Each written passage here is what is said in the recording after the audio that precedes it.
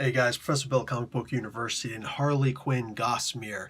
I didn't even know this big red thing actually had a name, so that alone makes me happy for this book. For all intents and purposes, though, yeah, it's exactly what you'd think it is. Okay, I'm gonna have a hard time actually reading this thing because like the letters are actually way too small for me to be able to see. So I don't know if this probably isn't focusing. So hopefully the actual image will show up. But Amanda Connor and Jimmy Palmiotti are writers.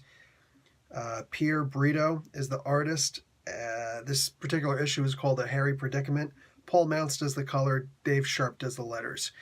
Amanda Connor and Mounts does the cover. And there's a variant cover by Joe Kionis. This first story was...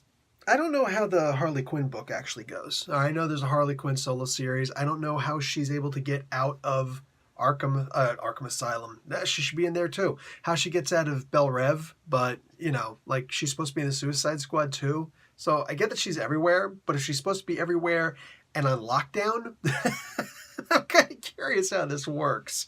But whatevs. Not my business. So... it's pretty much exactly how you think this would go. Literally, every single trope that you would imagine happening actually happens with her. She gets naked.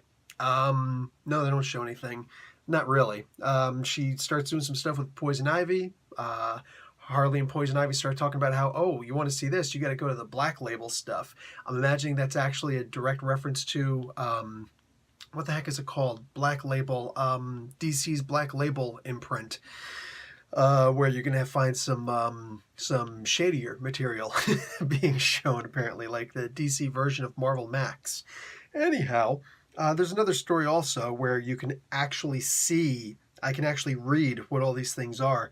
Shali Fish is the writer. Dave Alvarez is the artist. Seda Temofonte is the letterer.